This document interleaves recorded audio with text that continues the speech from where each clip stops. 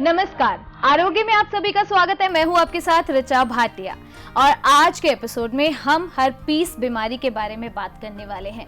यानी कि आज आपको इस बीमारी के बारे में हम सारी इंफॉर्मेशन देने वाले हैं।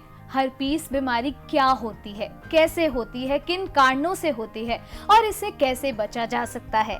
और ये सारी जानकारी देने के लिए हमारे साथ स्टूडियो में मौजूद हैं विश्व विख्यात आयुर्वेदाचार्य डॉक्टर दीपक कुमार जी। तो आइए बिना देर के उनका स्वागत करते हैं।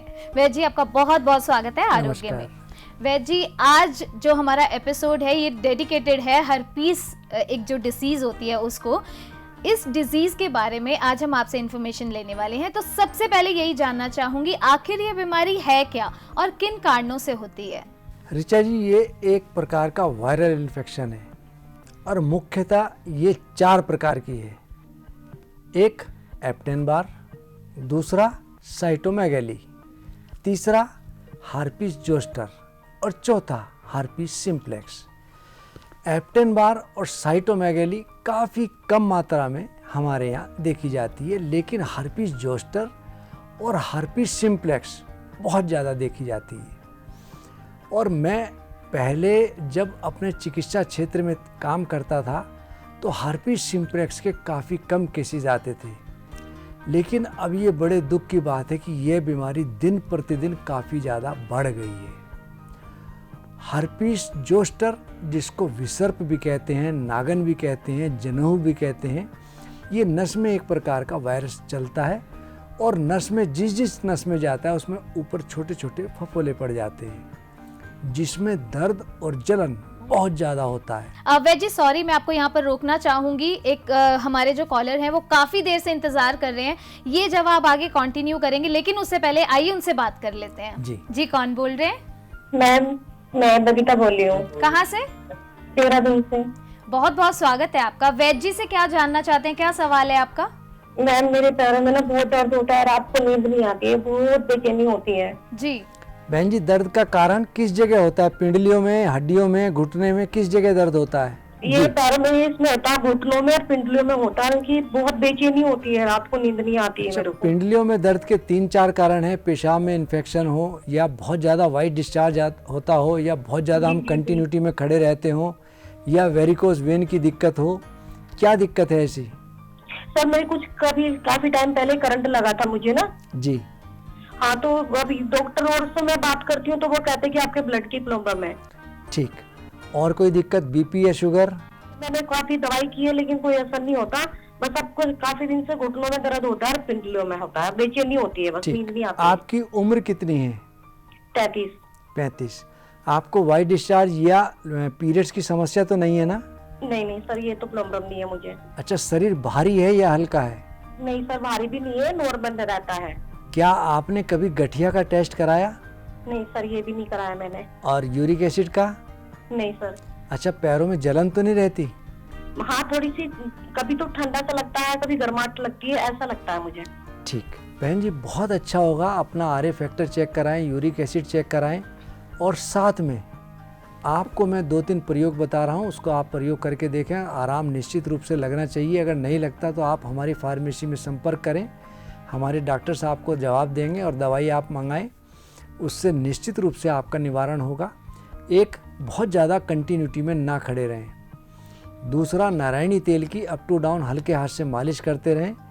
और जिन कारणों से बीमारी बनती है, जैसे दही है, खटाई है, तले पदार्थ है, इनका सेवन ना करें। आपका वजन ना बढ़े, इसका विशेष ध्यान रखें। हरी सब्जियां ज़्यादा से ज़्यादा सेवन करें और आपका पेट साफ रहे, इसका विशेष ध्यान रखें। अक्सर लेडीज़ का पेट साफ नहीं रह पाता क्योंकि फिजिकल वर्क बहुत ज़्यादा नहीं हो पाता। जैसे आपने कहा कि आपके पैर बहुत ज़्यादा दर्द और चीसते हैं, तो आप रात्रि में 1 चम्मच त्रिफला और उसमें 1 चम्मच अरंडी का तेल मिलाकर सेवन करें। मैं आपको उम्मीद करता हूं दर्द में और पेट में दोनों में लाभ मिलेगा। आप अपनी गठिया और यूरिक एसिड दोनों को चेक करा के हमारी फार्मेसी में संपर्क करें। मैं उम्मीद करूंगा आपका निश्चित रूप से निवारण होगा।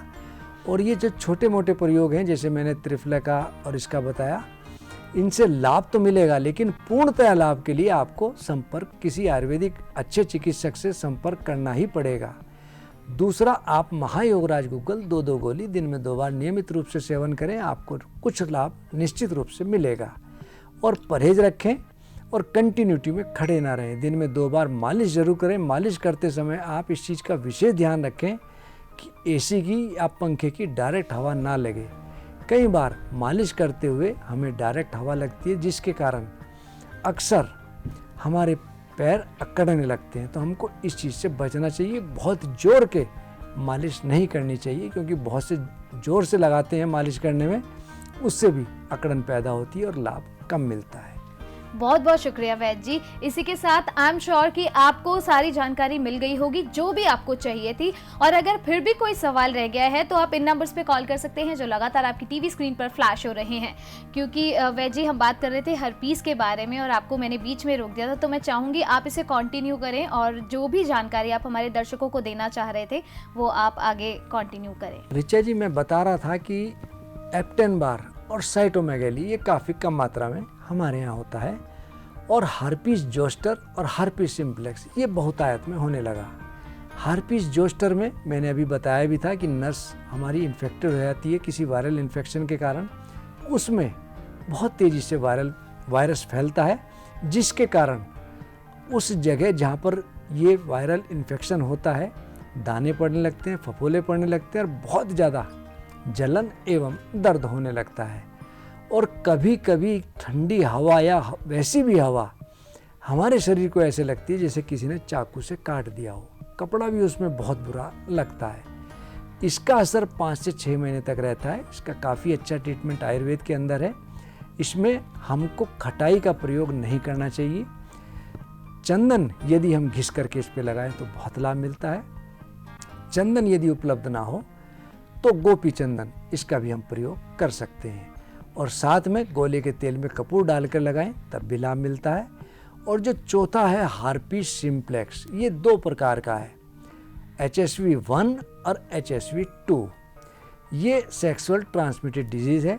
1 में मुंह में या मुंह के अंदर, मुंह के आसपास दाने फफोले पड़ने लगते हैं। हमारे गायनिक पार्ट में अक्सर ये दाने होते हैं, जलन होती है, बहुत ज़्यादा खुजली होती है और कई बार इसके कारण लेडीज़ कंसीव नहीं कर पाती। कंसीव हो तो बच्चे के एबॉर्शन होने के भी चांस रहते हैं। और हर्पीस के लिए मैं इतना कहूँगा, होती शोणित अल्पता, वृक्का में उद्भाव, त्वचा शुष्क, मुख पीत हो, कटि पीड़ा सद्भाव, नाड़ी गति की तीव्रता, उर कंपन बढ़ जाए, उदर वेदना वमन हो, अग्नि मांद प्रकटाए, वेग बना रहे सतत, स्वल्प मूत्र पहचान, मूत्राशय में जलन हो, लक्षण का कर ज्ञान। और अक्सर जब SSV-2 होता है तो इसमें हमारे पेशाब में जलन और पेशाब की जगह दाने खुजली होते हैं और रिलेशन बनाने में अक्सर बहुत ज़्यादा दिक्कत होती है। इस तरह के पेशेंट को रिलेशन बनाने से बचना चाहिए। यदि रिलेशन बनाने हो तो उनको बहुत ज़्यादा सावधानी बरतनी चाहिए, नहीं तो ये बीमारी दूसरे को भी होती है और यह ट्रांसमिटेड डिजीज़ है। इस तरह के पेशेंट से बचना चाहिए। और हर्पीस 1 जिनको होता है HSV-1, अक्सर थूक से, झूठा खाने से या झूठे हमको एक दूसरे से संपर्क होने से ये मुंह के मुंह फैल जाता है। अक्सर बहुत से लोग टूथब्रश अपना नहीं रखते अलग, उनको भी ट्रांसमिटेड होने के चांस रहते हैं। और HSV-2 ये सेक्सुअल ट्रांसमिटेड है, इसमें बहुत ज़्यादा हमको सावधानी बरतनी चाहिए। बहुत बहुत शुक्रिया वैद्य जी ये सारी जानकारी देने के लिए। इसके बारे में और सवाल आपसे करेंगे, सिलसिला जारी रहेगा। लेकिन आपके कैसे पेशेंट से मिलवाना चाहते हैं जो रामनगरी से आए थे और इलाज मिला उन्हें शिवनगरी में, तो आइए दिखाते हैं आपको भी क्या कहा उन्होंने जी। राम यज्ञ मिश्र, अंबेडकर नगर का निवासी, अयोध्यावासी। मेरी स्त्री की किडनी दोनों खराब हो चुकी थी लगभग, और दीपक शाह डॉक्टर के संपर्क में आने से वो पूर्ण सुधार हुआ है। और ये माध्यम हमको मिले हैं बदायूं जिले के एक मास्टर साहब, उन्होंने सजेशन दिया कि आप वहाँ जाइए, पूर्ण आराम मिलेगा। स्त्री हमारी बिल्कुल ठीक हो गई 6 महीने के अंदर, और किसी प्रकार की कोई कमज़ोरी नहीं रही। गुर्दा सब काम करने लगा, भूख लगने लगी, किसी चीज़ का परहेज की आवश्यकता नहीं पड़ी। और लड़के की भी तबीयत खराब हुई थी तो एकदम स्वस्थ है, किसी प्रकार की कोई दिक्कत नहीं है। और मेरे समधी नए नए रिश्तेदार हैं, इनकी दवा से ही पूर्ण लाभ मिला है और वो भी स्वस्थ हैं। इसलिए मैं ये आशा रखता हूँ कि एक तरीके से इनको भगवान की संज्ञा दी जाए दीपक शाह जी को, तो कोई अतिशयोक्ति की बात नहीं है। श्रद्धा विश्वास के साथ मनसा माई की कृपा से बाबू दीपक शाह जी की दवा किया जाए तो मैं जानता हूँ कि लक्ष्मण को जैसे संजीवनी बूटी से आराम मिला है, उसी तरीके से बाबू दीपक शाह के औषधि से पूर्ण आराम मिलेगा। इसमें किसी प्रकार का संशय नहीं है। मैं पंडित राम यज्ञ मिश्र संस्कृताचार्य बोल रहा हूँ और विश्वास दिलाता हूँ कि कोई भाई परेशान हो तो डॉक्टर साहब के शरण में आवे और पूर्ण रूप से मनसा माई मनसा पूरी करेंगी। राम यज्ञ मिश्र जी जो अयोध्या से हैं, और जैसा कि मैंने आपको बताया कि हरिद्वार आके उन्हें जाके अपनी बीमारी का इलाज मिला। दोनों किडनियां इनकी फेल थी, बहुत परेशान थे, आपके पास आए, आज आराम है। इन्होंने अपने बेटे और ससुर जी का भी इलाज आपसे कराया। तो मैं चाहूँगी थोड़ा सा इसके बारे में आप हमें बताएं। ऋचा जी, संसार की सबसे अच्छी जो फिल्ट्रेशन छलनी है वो हमारी किडनी है, और ये हमारी बॉडी के टॉक्सिन्स को पास आउट करती है। कई बार जब नेफ्रॉन्स में दिक्कत आ जाती है तो किडनी फिल्ट्रेशन कम करने लगती है। जो टॉक्सिन्स बॉडी के हैं, यूरिया और क्रेटिनाइन, हमारे पेशाब के रास्ते न जा करके वापस ब्लड में जाने लगते हैं, जिसके कारण हमारे हार्ट पर और लंग्स पर बहुत ज़्यादा लोड पड़ता है। मैं अक्सर एक बात कहता हूँ, एक कारण और दूसरा निवारण।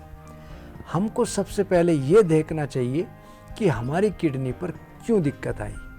अक्सर किडनी पे जो दिक्कत आती है उसके 3-4 मुख्य कारण हैं। जो लोग पानी बहुत कम पीते हों, या जिनको बहुत ज़्यादा यूटीआई पेशाब में इन्फेक्शन की समस्या होती हो, या बहुत ज़्यादा ब्लड प्रेशर रहता हो, या बहुत ज़्यादा शुगर रहती हो, और कुछ लोग बहुत ज़्यादा पेन किलर्स, एंटीबायोटिक अननेसेसरी खाते हैं, तब भी उनकी किडनी पर फर्क पड़ने लगता है। तो हमको सबसे पहले उस कारण का निवारण करना चाहिए। और आयुर्वेद में कुछ दवाएं ऐसी हैं जो कम से कम, मैं कह सकता हूँ, किसी चमत्कार से कम नहीं है। उनमें से एक है शिलाजीत। ये हमारे आयुर्वेद का एक मुख्य स्तंभ है। हमारे शरीर का रस, रक्त, मांस, मेद, अस्थि, मज्जा, शुक्र तक चेन को खोलता है, और साथ में ही ये हर प्रकार की बीमारियों को दूर करता है। उससे निर्मित है शिलाजीत वटी। और इनको जो साथ में समस्याएं थी बीपी इत्यादि की, मैंने इनका ट्रीटमेंट चलाया, बीपी नॉर्मल होने लगा, किडनी के नेफ्रॉन्स काम करने लगे, और आपने देखा भगवान के आशीर्वाद से इनको काफ़ी लाभ मिला, और अब ये काफ़ी हद तक स्वस्थ हैं। और हमको अपने पूरे दिनचर्या में कम से कम 3 से 4 लीटर प्रतिदिन पानी पीना चाहिए। हमको अपनी दिनचर्या ठीक करनी चाहिए। कभी कभी हम पानी बहुत कम पीते हैं, जिसके साइड इफ़ेक्ट्स आगे चल करके बहुत ज़्यादा दिखते हैं, और जब साइड इफ़ेक्ट्स आते हैं तो माया मिली ना राम, ना तो हमारा शरीर वो है बात कर पाता, स्थिति में बना पाता, ना ही हम पैसे से बहुत ज़्यादा स्ट्रॉन्ग हो पाते, क्योंकि इस तरह की बीमारी में पैसा भी बहुत लगता है और शरीर का भी नाश होता है। तो हम यदि इन चीज़ों को फॉलो करते रहें तो मैं उम्मीद करता हूं कि काफ़ी हद तक हम बीमारियों से बच सकते हैं। और अक्सर लोग खट्टा तला भुना बहुत ज़्यादा खाते हैं, बहुत लोग फास्ट बहुत ज़्यादा रखते हैं, या बहुत ज़्यादा फास्ट फूड का सेवन करते हैं। तो उनको भी इस प्रकार की चीज़ों से बचना चाहिए। खाना पीना हमारा नियमित और संयमित होना चाहिए, और साथ ही साथ हमको अपनी बैलेंस डाइट, एल्कलाइन हमको भोजन लेना चाहिए, जिससे ये इस प्रकार की दिक्कतें आगे ना आए। और मैं अक्सर एक बात कहता हूँ, नित्य हित मित भोजन करे, ऋतुचर्या अनुकूल, स्वस्थ रहे औषध बिना, सर्वोन्नति का मूल। तो हमको अपनी जीवनचर्या हमेशा संयमित और नियमित रखनी चाहिए, जिससे हम इस प्रकार की दिक्कतों से बच सकें। इन्होंने भी अपनी दिनचर्या ठीक करी, खान पान ठीक करा, और मैंने इनको दवाई दी। भगवान के आशीर्वाद से आपने देखा अब ये काफ़ी हद तक स्वस्थ है। बहुत बहुत शुक्रिया वैद्य जी, ये सारी जानकारी हमारे साथ साझा करने के लिए। इसी के साथ क्योंकि हर्पीस के बारे में बात कर रहे हैं, तो एक छोटा सा सवाल मैं आपसे करना चाहूँगी कि अगर किसी को ये बीमारी है तो उसके बचने के कितने चांसेस होते हैं? ऋचा जी, भगवान के आशीर्वाद से इस बीमारी का हमारे आयुर्वेद में बहुत अच्छा उपचार है। मॉडर्न साइंस में इसका बहुत रिलायबल सॉल्यूशन नहीं है, और मेरे पास ऐसे भगवान के आशीर्वाद से बहुत केस हैं जिनका हर्पीस नेगेटिव आया, खास तौर से HSV 1 और 2 वाले। और हर्पीस जोस्टर ये अक्सर उन लोगों को सताती है जिनको पहले छोटी माता या बड़ी माता, जिसको हम चिकन पॉक्स भी कहते हैं, हो गई हो। अक्सर वह लोग इस बीमारी को ग्रसित होते हैं। तो ऐसा नहीं है कि ये बीमारी बहुत ज़्यादा लाइलाज हो, इलाज सबका है। तरीका हमको सिर्फ और सिर्फ संयमित और नियमित विधि पूर्वक करना चाहिए। हम इस बीमारी से निश्चित रूप से निजात पा लेते हैं। बहुत बहुत शुक्रिया वैद्य जी। और दर्शकों, फिलहाल वक्त तो चला एक छोटे से ब्रेक का, लेकिन ब्रेक पर जाने से पहले मैं आपको बता दूं, नंबर्स आपके सामने हैं आपकी स्क्रीन पर। इन नंबर्स पे कॉल करके आप वैद्य जी से डायरेक्ट बातचीत कर सकते हैं, अपॉइंटमेंट फिक्स कर सकते हैं, और किसी भी बीमारी से जुड़ी अगर कोई औषधि आप पता करना चाहते हैं तो नंबर्स ठीक आपके सामने है। आप अपने सवाल हमें सोशल मीडिया के जरिए भी भेज सकते हैं, सारी डिटेल्स आपको स्क्रीन पर मिल जाएंगी, और उसी के साथ साथ औषधि भी आप ऑर्डर कर सकते हैं इन्हीं नंबर्स पर। तो दीजिए इजाजत, एक छोटे से ब्रेक के लिए लौटेंगे कुछ मिनटों में।